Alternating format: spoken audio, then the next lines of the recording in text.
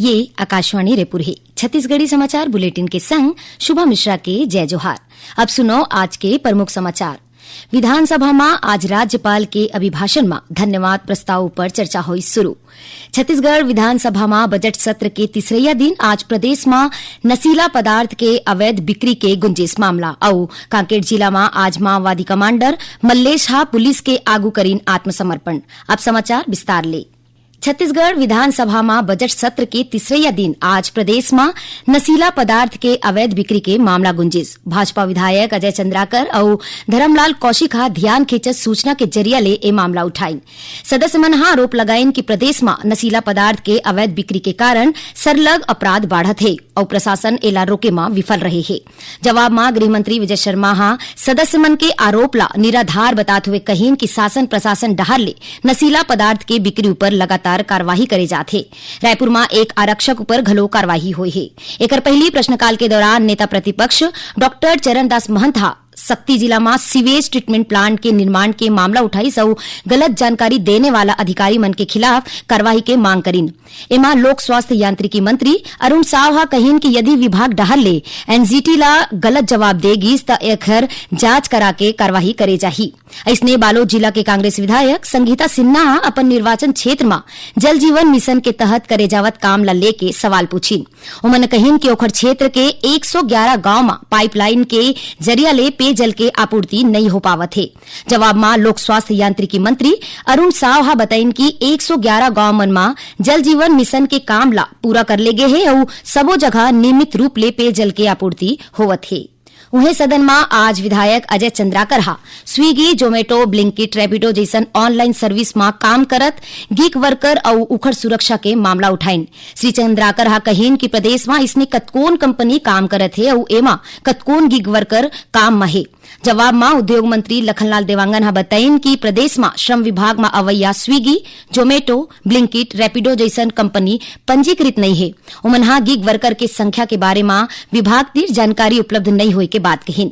श्रम मंत्री बताइन कि सामाजिक सुरक्षा संहिता में अवैया केंद्रीय श्रम और रोजगार मंत्रालय डहर ले गिग वर्कर के सामाजिक सुरक्षा बर राष्ट्रीय सामाजिक सुरक्षा मंडल के गठन करे जाए के प्रावधान है। विधानसभा में आज राज्यपाल के अभिभाषण में धन्यवाद प्रस्ताव पर चर्चा शुरू हुई। इस दौरान कांग्रेस विधायक मन सदन में मुख्यमंत्री मन के संग मंत्री और अधिकारी मन के मौजूदगी नहीं होए पर आपत्ति करत हुए सदन ले बहिर्गमन कर लीन। पूर्व मुख्यमंत्री भूपेश बघेल कहीन कि राज्यपाल के अभिभाषण में धन्यवाद प्रस्ताव ऊपर चर्चा हुआ थे, फिर मुख्यमंत्री और मंत्रिमंडल के सदस्य और वरिष्ठ अधिकारी सदन में मौजूद नहीं है।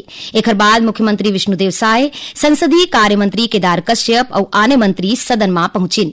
बाद में कांग्रेस विधायक मन घलो हिस्सा लीन। कांकेर जिला में आज माओवादी कमांडर मल्लेश पुलिस के आगू आत्मसमर्पण कर दे है। जिला के पुलिस अधीक्षक निखिल राखेचा बताइन कि माओवादी कमांडर AK-47 राइफल के संग छोटे बैठिया कैंप में आत्मसमर्पण करे है। ओहा कतकोन समय ले नारायणपुर जिला में सक्रिय रही। छत्तीसगढ़ी समाचार बुलेटिन आप मन आकाशवाणी रायपुर ले सुनत हो। छत्तीसगढ़ के खबर ले है आपकी वास्ता और खबर के विश्वसनीयता ले है हमार वास्ता। आकाशवाणी समाचार रायपुर के प्रादेशिक समाचार बुलेटिन के संगे संग हमार समसामयिक कार्यक्रम आप रेडियो के संग अपन मोबाइल में घलो सुन सकत हो। आकाशवाणी समाचार फेसबुक, ट्विटर और यूट्यूब में घलो हावय। हमार फेसबुक पेज हरे Chhattisgarh news on AIR, Twitter handle CGAIR news और हमार यूट्यूब चैनल हरे छत्तीसगढ़ AIR न्यूज। तो अब रेडियो के संगे संग आपके मोबाइल के माध्यम ले हम आप तक पहुंचत हन। छत्तीसगढ़ के हर खबर पर सुनत रहो आकाशवाणी समाचार। अब आगू बाढ़बो बाचे समाचार को थी। मुख्यमंत्री विष्णुदेव साय राजधानी रायपुर स्थित BTI मैदान में confederation of all India traders कैट डहर ले आयोजित नेशनल ट्रेड एक्सपो के समापन समारोह में शामिल हुई। समारोह ला संबोधित करत हुए मुख्यमंत्री कहीन कि छत्तीसगढ़ में कृषि के संगे संग व्यापार और उद्योग बर घलो अनुकूल वातावरण बने हैं, जेकर परिणाम है कि व्यापारी और उद्योग जगत के प्रतिनिधि राज्य में निवेश बर आगू आवत है। मुख्यमंत्री कहीन कि बछर 2047 तक विकसित छत्तीसगढ़ के निर्माण में व्यापारी मन के जरूरी भूमिका रही। उमनहा नेशनल ट्रेड एक्सपो के आयोजन बर कैट के टीम ला बधाई दिन। एबेरा में मुख्यमंत्री ट्रेड एक्सपो में आने स्टॉल के निरीक्षण करीन। कार्यक्रम में कैट डहर ले प्रकाशित स्वदेशी पोस्टर के विमोचन घलो करेगी। उप मुख्यमंत्री अरुण साव आज नवा रायपुर स्थित विधानसभा भवन में आयोजित कार्यक्रम में लोक स्वास्थ्य यांत्रिकी विभाग में केमिस्ट के पद में चयनित अभ्यर्थी मन ला नियुक्ति प्रमाण पत्र प्रदान करीन। ए बेरा में ओमन सबो चयनित अभ्यर्थी मन ला बधाई देत हुए कहीन कि ए सफलता उखर परिश्रम और लगन के परिणाम है। ओमन चयनित अभ्यर्थी मन ला अपन दायित्व के निष्ठा और ईमानदारी ले निर्वहन करे बर प्रेरित करीन। छत्तीसगढ़ उच्च न्यायालय ला आज बम ले उड़ाए के धमकी मिले है। ईमेल के जरिया ले हाई कोर्ट ला बम ले उड़ाए के धमकी भरे पत्र मिले के बाद सुरक्षागत कारण ले हाई कोर्ट में सुनवाई स्थगित कर देगी। वरिष्ठ पुलिस अधीक्षक रजनीश सिन्हा बताएं कि मुख्य न्यायाधीश रमेश सिन्हा संग सबो न्यायाधीश अपन कोर्ट रूम में बैठ के प्रकरण के सुनवाई करत रहीन। ए दौरान ईमेल के जरिया ले हाई कोर्ट ला बम ले उड़ाए के धमकी वाला पत्र मिलिस। रजिस्ट्रार जनरल जिला और पुलिस प्रशासन ला इखर जानकारी देगी, जेकर बाद बम निरोधक दस्ता हाईकोर्ट परिसर के संग कतकोन जगह के तलाशी में जुटे है। हाईकोर्ट परिसर में अवैया जवैया सबो लोगन मन के तलाशी ले जावत है। उहे हाईकोर्ट परिसर में सुरक्षा बढ़ा देगे है। संयुक्त राष्ट्र ले संबद्ध अंतर्राष्ट्रीय विशेषज्ञ और युवा कोचिंग एंड कंसल्टिंग के संस्थापक किर्सी हेवेरिनियन ने अभी छत्तीसगढ़ के 6 दिवसीय प्रवास में है। ए दौरान ओमन बस्तर जिला के गांव धुरमा रास के दौरा करीन। उकर स्वागत में धुरवा डेरा होमस्टे में धुरवा नाचा और गाना के जरिया ले गांव के लोगन मन अपन संस्कृति देखाइन। सुश्री किर्सी कहीन के ऐसन अनुभव उखर बर बहुत विशेष और यादगार है। सुश्री किर्सी विश्व प्रसिद्ध चित्रकूट जलप्रपात में पर्यटन संभावना के अवलोकन करीन। ओमन मेंद्री घुमर क्षेत्र में स्थानीय हितग्राही मन के संग पर्यटन गतिविधि ऊपर घलो चर्चा करीन। ए प्रवास विशेष रूप ले यूनाइटेड मिशन ले जुड़े best tourism village upgrade programme के मानक के अनुरूप धुरमा रास और आसपास के क्षेत्र ला विकसित करे ऊपर केंद्रित है। और अब थोड़कुन समाचार सारमा। महासमुंद पुलिस महासमुंद और सिंघोड़ा थाना क्षेत्र में 137 किलोग्राम गांजा जब्त करे है।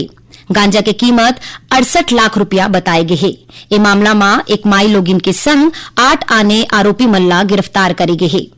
भिलाई के छावनी थाना पुलिस रेलवे में नौकरी लगाए के नाम में एक मनखे ले 7 लाख रुपया के ठगी करे के आरोप में 2 आरोपी मल्ला मध्य प्रदेश के रीवा ले गिरफ्तार करे है। बलौदा बाजार भाटापारा जिला में हथबंद क्षेत्र के उड़ेला पौसरी तीर तेज रफ्तार गाड़ी के टक्कर ले मोटरसाइकिल सवार 2 पुलिसकर्मी के मौत हो गई। सारंगढ़ बिलाईगढ़ जिला के सरिया क्षेत्र में राजस्व और पुलिस के टीम रेत के अवैध उत्खनन और परिवहन के मामला में कार्रवाई करत हुए 12 ट्रैक्टर जब्त करे है। और सारंगढ़ बिलाईगढ़ जिला में पशु चिकित्सा विभाग डहल ले एमएमडी के रोकथाम पर 2 मार्च ले 15 मार्च तक जागरूकता शिविर के आयोजन करे जाही। वहीं 15 मार्च ले 30 मार्च तक गांव में सघन टीकाकरण अभियान चलाए जाही। आखिर में प्रमुख समाचार एक घाव फेर। विधानसभा में आज राज्यपाल के अभिभाषण में धन्यवाद प्रस्ताव पर चर्चा शुरू हुई। छत्तीसगढ़ विधानसभा में बजट सत्र के तीसरा दिन आज प्रदेश में नशीला पदार्थ के अवैध बिक्री के गुंजेश मामला। और कांकेर जिला में आज माओवादी कमांडर मल्लेश पुलिस के आगू करीन आत्मसमर्पण। एक संग छत्तीसगढ़ी समाचार बुलेटिन यही सिरावत है। जय जोहार।